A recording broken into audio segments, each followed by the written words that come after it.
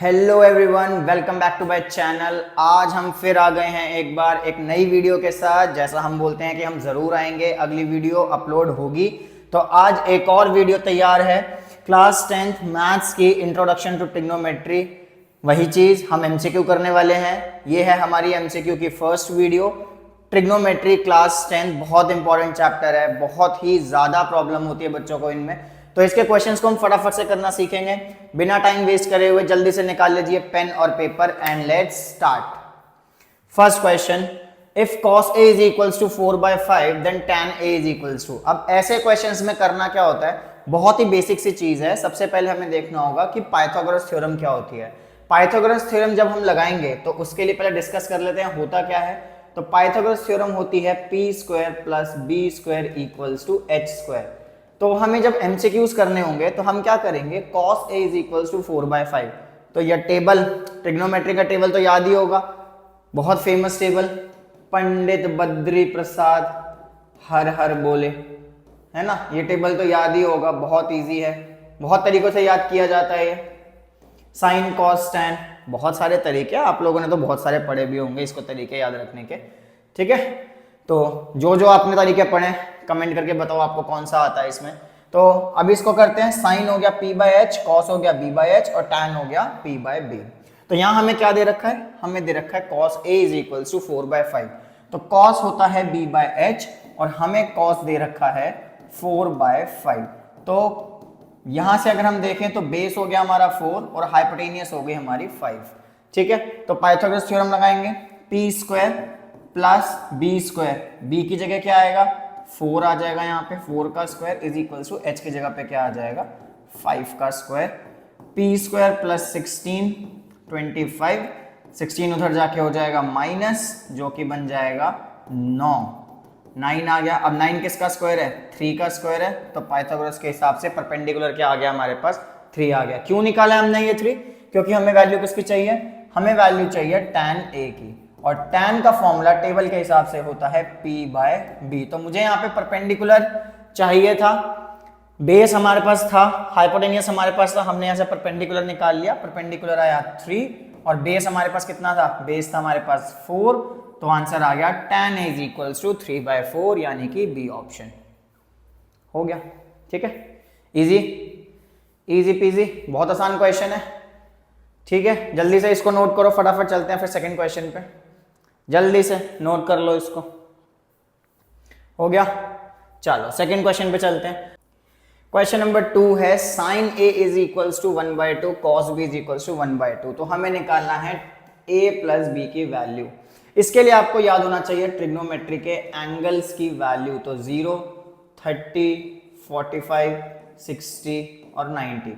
Sign 0 पे 0, 30 पे 1/2, 1/√2, √3/2 और 1। और cos के केस में रिवर्स हो जाता है, होता है 90 वाला बन जाता है यहाँ 0 पे, फिर ये बन जाएगा √3/2, 1/√2, 1/2 और 0। ये सब बहुत बेसिक आपकी एनसीईआरटी की बुक में आपको टेबल मिल जाएगा, ये आपको लर्न करना पड़ेगा, ये लर्न करना पड़ेगा, ये नहीं वहां पे पीछे वाले से पूछ रहे हैं। लर्न कर लेना इन वैल्यूज को, ठीक है। उसके बाद साइन a 1/2 है। तो अब देखो कि साइन कौन से एंगल पे 1/2 होता है। साइन की वैल्यू 1/2, 1/2, 1/2, ये रही 1/2। कितने पे है 1/2, ये है 30 पे। तो इसको हम लिख देंगे साइन 30 और कंपेयर करके, साइन से साइन जब कंपेयर हुआ तो बेसिकली कैंसिल ही मान लो इसको। तो a = 30 डिग्री आ गया हमारे पास।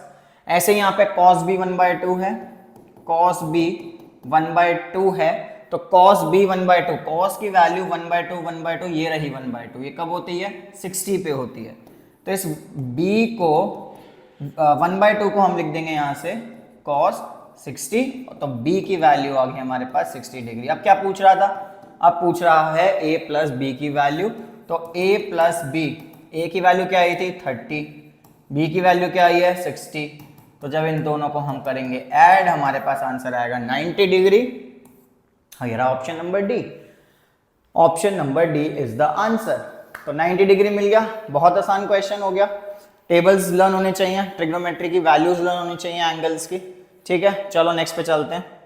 Next question, value of tan 30 and cot 60। बिल्कुल वैसा ही टेबल हो गया, अभी हमने साइन और कॉस का बनाया, तो अब tan और cot का भी बना लेते हैं फटाफट से। तो tan की वैल्यू 0, 30, 45, 60 और 90, ये होता है tan 0 पे। बताओ बताओ क्या होता है? tan 0 पे होता है 0, tan 30 पे होता है 1/√3, 1√3 और नॉट डिफाइंड, और यहाँ cot में हो जाता है 0 पे नॉट डिफाइंड, √3, 1, 1/√3 और 0। तो ये वैल्यूज बार बार बोल रहा हूँ, याद कर लेना, आपके लिए इजी हो जाएगा। वैल्यूज पुट करो बस। अब value of tan 30 cot 60, tan 30 की वैल्यू क्या है? tan के केस में 30 की वैल्यू क्या ही है? 1/√3। तो यहाँ लिखा 1/√3, अभी हो रहा है डिवाइड, तो अपॉन में ना लिख के हम क्या करेंगे, हम डिवाइड का साइन लगा लेंगे। फ्रैक्शन से बचो, फ्रैक्शन से बचो। cot 60 cot 60 पे कब आ रही है? 1/√3 आ रही है। ओहो, ये तो सेम ही हो गई, 1/√3 रेसिप्रोकल √3 कैंसिल, वैल्यू आ गई 1, आंसर आ गया हमारे पास ऑप्शन नंबर डी 1। यानी tan 30 और cos 60, tan 30 और cot 60 हमें दिख रहा है यहाँ से क्या होते हैं, दोनों बराबर होते हैं, तो यहाँ से दोनों डिवाइड हो रहे थे, तो आंसर आ गया 1। टेबल लर्न करो, आंसर लेते जाओ। नेक्स्ट क्वेश्चन, नेक्स्ट क्वेश्चन है, in triangle ABC right angle at B, right angled at B. एक ट्राइंगल है एबीसी जिसका राइट एंगल बी पर है। AB is equal to 24, BC is equal to 7। The value of tan C पूछ रहा है। Value किसकी पूछ रहा है? वैल्यू पूछ रहा है भैया tan C की। तो इस केस में क्या करेंगे, दो साइड्स हैं, तीसरी साइड निकालनी है। जब दो साइड हैं, तीसरी साइड निकालनी है, तो हमें पाइथागोरस जी याद आते हैं, महान मैथमेटिशियन। तो पाइथागोरस जी की अब थ्योरम अप्लाई करेंगे हम। C के हिसाब से अब tan C निकालना है, तो C के हिसाब से परपेंडिकुलर हो गया 24, बेस हो गया 7, यहां से हमें निकाल के देनी है हाइपोटेनियस। जरूरत है क्या इसकी? जरूरत है क्या इसकी? जरूरत है? बिल्कुल भी नहीं है, क्योंकि tan C पूछ रहा है, tan C पूछ रहा है। tan C क्या होता है? tan क्या होता है? देखो tan क्या था? परपेंडिकुलर अपॉन में बेस। tan है परपेंडिकुलर अपॉन में बेस, तो इसको ये सब करने की जरूरत नहीं है। अगर हमें साइन या कॉस पूछ रहा होता जिसमें हाइपोटेनियस की जरूरत पड़ती, तब हम इसको निकालते।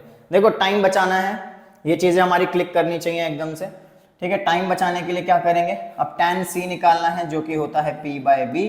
परपेंडिकुलर C के हिसाब से परपेंडिकुलर होती है उसके सामने वाली साइड, किसी भी एंगल के सामने वाली साइड को हम परपेंडिकुलर बोलते हैं, और जो ये वाली साइड है जिससे एंगल ये जुड़ा हुआ है हाइपोटेनियस को छोड़ के, ये होती है बेस। तो 24/7 इज द आंसर, तो ऑप्शन बी। बच्चों यहां से अगर साइन या कॉस पूछता तब हम हाइपोटेनियस निकालते, क्योंकि वहां P/H और B/H होता है। tan के लिए, cot के लिए तो P और B चाहिए था, जो कि हमें दोनों में दे रखा है, AB और BC, ठीक है। राइट एंगल एट बी है, ध्यान रखना, ये बहुत इंपॉर्टेंट इंफॉर्मेशन होती है, वरना इसकी वैल्यूज चेंज हो जाती हैं, ठीक है। नोट करो इसको। Next question, next is 5 tan square a minus 5 sec square a plus 1। अब यहां से आती हैं ट्रिग्नोमेट्री की 3 आइडेंटिटीज, जो आपने एनसीईआरटी में बहुत ही बेहतरीन तरीके से पढ़ी होगी।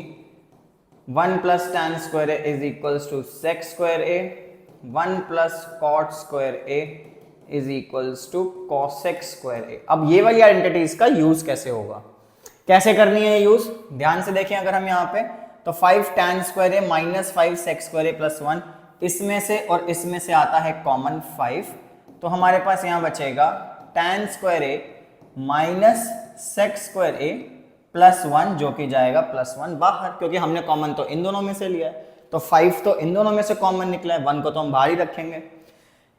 इसके बाद tan स्क्वायर a या sec स्क्वायर a की जगह हम क्या लिख सकते हैं, 1 plus tan square a। sec square a की जगह हम क्या लिख सकते हैं, 1 प्लस tan स्क्वायर a। तो sec स्क्वायर a की जगह लिखेंगे 1 प्लस tan स्क्वायर a, लेकिन एक चीज का ध्यान रखना है, बाहर है माइनस, बाहर है माइनस, तो ब्रैकेट लगा लेना। 5 tan स्क्वायर a ब्रैकेट खोलो minus 1 tan square a plus 1, tan square a होता है कैंसिल, यहाँ क्या बचा 5 इंटू -1, ये तो कैंसिल हो गए। यहाँ क्या बचेगा -1 बचेगा, तो 5 मल्टीप्लाई होके हो गया -5 + 1, आंसर आता है -4। तो ऑप्शन डी में हमें दिख रहा है -4, टिक मार लो इसको, आंसर हो गया हमारे पास -4। ठीक है, आइडेंटिटीज लर्न करनी है तीनों, फिर आपको ये क्वेश्चन बहुत ही आसान लगेंगे, तो जल्दी से इसको करो नोट, बढ़ते हैं आगे। Next is in triangle ABC angle C is equals to 90 degree. एक ट्राइंगल है ABC, अब यहाँ राइट एंगल ना लिख के उन्होंने एंगल C लिख दिया 90 डिग्री, एंगल C 90 डिग्री है, देन साइन A + B, हमें बताना है साइन A + B। ये बच्चों आपने छोटी क्लासेस में पढ़ा होगा कि एक ट्राइंगल के तीनों एंगल का सम होता है 180 डिग्री, यानी A + B + C is equals to 180। एक ट्राइंगल के तीनों एंगल का सम 180 होता है। एंगल C हमें 90 दे रखा है, एंगल C हमें 90 दे रखा है, तो A + B कितना आ गया भाई 90, उधर जाके हो गया माइनस, तो A + B आ गया 90। अब हमें वैल्यू किसकी निकालनी है, साइन A + B की, तो इस साइन A + B की जगह हमने क्या लिख दिया 90 लिख दिया। अब इस 90 में फटाफट से देखो, हमने अभी जो वैल्यूज लिखी थी उसमें साइन 90 क्या आ रहा है 1 आ रहा है, तो हमारा आंसर भी क्या हो गया 1, तो हमारा आंसर भी क्या हो गया 1। ओहो, option D is the right answer, sine 90 is 1, तो हमारा आंसर आ गया 1। ठीक है जी, समझ आ गया। वैल्यूज, फिर से वही बात, वैल्यूज लर्न होनी चाहिए। नेक्स्ट क्वेश्चन पे चलते हैं, क्वेश्चन नंबर 7। ओहो, ये थोड़ा सा हमें लग रहा है कॉम्प्लिकेटेड, आपको भी लग रहा है? लग रहा है? नहीं है, देखो कैसे नहीं है। 16 cot x is equals to 12 दिया हुआ है, तो सबसे पहले हम लिखेंगे cot x is equals to 12/16। थोड़ा सा अगर इसको सिंपलेस्ट फॉर्म में भी लिखें तो 4 3 = 12, 4 4 = 16, तो 3/4। cot x आ गया हमारे पास 3/4, तो हम cot को क्या लिख सकते हैं, हम लिख सकते हैं cos अपॉन साइन, तो cot x होता है cos x upon sine x, जो कि हमारे पास है 3/4। अब देखो cos x को हम अगर 3 पुट कर दें, sin x को अगर हम 4 पुट कर दें, cos x की वैल्यू क्या बन जाएगी 3, sin x की वैल्यू क्या बन जाएगी 4। लेकिन ये कब करना है ऐसे, ये हर बार हम ऐसे नहीं कर सकते, ये हमें कब करना है जब हमारे पास यहाँ पे sin x cos x sin x cos x, हर जगह हमारे पास यही है, कहीं हमारे पास 1 नहीं है, कहीं हमारे पास 2 नहीं है, कहीं पर भी कांस्टेंट नहीं है, तभी हम ये चीज अप्लाई कर सकते हैं, अदरवाइज हमारा आंसर गलत आ जाएगा, ये चीज ध्यान रखना। तो cos x की जगह हम यहाँ पे वैल्यूज पुट कर दें इनकी, क्योंकि मुझे कहीं भी कांस्टेंट नहीं दिख रहा, कहीं पर भी कांस्टेंट नहीं है, तो हम इनकी वैल्यूज डायरेक्ट पुट कर सकते हैं। sin x की जगह क्या आ जाएगा 4, cos x की जगह क्या आ गया 3 अपॉन sin x की जगह 4 + 3, जो कि 4 - 3 होता है 1, 4 + 3 होता है 7, तो आंसर इज 1/7, तो option A is the answer. देखो हुआ क्या, कैसे पता चलेगा कि हमें वैल्यू पुट करनी है नहीं करनी, हम cos x को 3k मान लेते हैं, sin x को 4k मान लेते हैं। तो अगर यहां से हम 4k 3k 4k 3k निकाला, तो 4k - 3k, देखो ये दोनों हो रहे हैं ना minus, 4k - 3k is 1k, 4k + 3k is 7k, k से k कैंसिल, आंसर हमारा 1/7 ही आएगा। लेकिन अगर मान लेते हैं यहाँ cos x की जगह सपोज करो 2 होता, यहाँ पे 2 होता, तो फिर हम यहाँ पे 2 की वैल्यू k नहीं माइनस नहीं कर सकते थे, 4k - 2 हो जाता, जो कि फिर हम माइनस नहीं कर सकते, तो इस केस में हम डायरेक्ट वैल्यूज पुट नहीं कर सकते। वैल्यूज कब पुट होंगी, जब ये दोनों को हम माइनस करा सकें, यहाँ पे कोई नंबर नहीं होना चाहिए, कांस्टेंट नहीं होना चाहिए। आई बात समझ, बहुत बढ़िया। चलो आगे चलते हैं, इसको नोट कर लो फटाफट से आप लोग। चलते हैं फिर नेक्स्ट क्वेश्चन पे। Next is question number 8, sin θ/1 + cos θ is equal to, अब ये किसके बराबर है, sin θ अपॉन 1 + cos θ, तो sin θ अपॉन 1 + cos θ, तो हम क्या करेंगे, हम इसको करेंगे रैशनलाइज। रैशनलाइज का क्या मतलब पढ़ा था 9th क्लास में, कि जो यहाँ साइन होता है उस साइन को कर दो चेंज, तो और बिल्कुल ऐसे का ऐसे लिखना है, बस बीच के साइन को हमें चेंज कर देना है, अगर प्लस है तो माइनस, माइनस है तो प्लस। साइन थीटा ऐसे ही रहेगा, ऊपर आ गया 1 - cos थीटा। अब क्या करना है, 1 + cos theta 1 - cos theta, a + b a - b, ये हो गया a, ये हो गया b, a b, तो a + b और a माइनस बी का फॉर्मूला होता है a square minus B square, a square minus B square. तो ये नीचे बन गया a square minus B square. तो sine theta 1 minus cos theta by 1 minus cos square theta. अब 1 माइनस कॉस स्क्वायर थीटा क्या होता है, वो होता है साइन स्क्वायर थीटा। इसको आगे के क्वेश्चन में डिटेल में पढ़ेंगे कि ये कैसे आया, ठीक है। 1 minus cos square theta equal to sine square theta होता है। तो यहां से हम लिख सकते हैं sine theta 1 minus cos theta upon, अब 1 माइनस कॉस थीटा मैंने क्या बताया, क्या होता है साइन स्क्वायर थीटा, ये होता है साइन स्क्वायर थीटा। तो एक साइन थीटा से एक साइन थीटा कैंसिल, तो यहां से आएगा 1 minus cos theta upon sine theta. देखो भाई option 1 minus cos theta by cos theta, नहीं नीचे साइन चाहिए, 1 minus cos theta by sine theta, yes यहां पर भी चेंज था, यहां पर भी यह अलग था। तो हमारा आंसर आता है option number D, option number C 1 minus cos theta upon sine theta. तो ये है हमारा क्वेश्चन, इसको नोट करो। ये आइडेंटिटी अभी और एक्सप्लेन करेंगे हम आपको, मॉडिफाइड फॉर्मूला क्या होता है, ठीक है। चलो चलते हैं नेक्स्ट क्वेश्चन पे। क्वेश्चन नंबर 9 है, if tan theta is equals to 3/4 then cos square theta minus sine square theta. अब निकालिए इसकी वैल्यू। tan थीटा होता है p/b, tan थीटा होता है p/b जो कि हमें दे दिया 3/4। अब पाइथागोरस लगाएंगे, ये हो गई परपेंडिकुलर, ये हो गई बेस और ये हो गई हाइपोटेनियस। तो पाइथागोरस जी को याद करो, p square plus B square equals to H square. Values put करो, तो p कितना है हमारे पास 3 है, बेस कितना है हमारे पास 4 है, और h की वैल्यू हमें निकालनी है। 3 का स्क्वायर 9, 4 का स्क्वायर 16, h स्क्वायर 9 प्लस 16 25, 25 किसका स्क्वायर है 5 का। तो हमारे पास यहाँ से h की वैल्यू क्या आ गई 5 आ गई, h आ गया मेरे पास 5। निकालना क्या है, cos square theta minus sine square theta. अब cos square theta minus sine square theta, तो cos थीटा क्या होता है b/h का स्क्वायर माइनस साइन थीटा क्या होता है p/h का स्क्वायर। तो b की वैल्यू, बेस कितना है हमारे पास, बेस है 4, हाइपोटेनियस कितना है वो आया है 5, इसका स्क्वायर माइनस परपेंडिकुलर कितना था 3, हाइपोटेनियस कितनी है 5, इसका स्क्वायर। तो सॉल्व करेंगे, यहां से आएगा हमारे पास 16 प्लस 25 माइनस 9/25, दोनों के डिनोमिनेटर सेम है, डायरेक्ट माइनस कर देते हैं, 16 माइनस 9 होता है 7। तो आंसर आया 7/25। Option A is the answer, ठीक है। ये पूरा का पूरा क्वेश्चन आपको थ्योरेटिकली भी समझ आ गया, कब cos theta b/h sin theta p/h कब लगाना है ये भी पता लग रहा है। तो वीडियोस को ध्यान से देखो, अच्छे से समझो, प्रैक्टिस करो, बहुत आराम से समझ आएगी चीजें। ये आप लोगों के लिए ही करा जा रहा है, इतनी मेहनत करी जा रही है कि इजी स्टेप्स सिखाए जाएं। अदरवाइज 3, 4, 5 में डायरेक्ट भी लिख सकता था कि हाइपोटेनियस 5 होती है, बट आपको करके दिखाया है, पाइथागोरस थ्योरम लगाई है ताकि आप एग्जाम में गलती ना करो। तो इसको नोट करो, समझो। चलते हैं नेक्स्ट क्वेश्चन पे।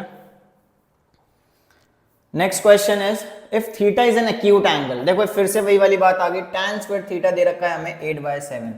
बच्चों tan स्क्वायर थीटा दिया हुआ है 8/7, tan स्क्वायर थीटा दिया हुआ 8/7, इसकी वैल्यू निकालनी है। tan थीटा नहीं दिया, tan स्क्वायर दिया है।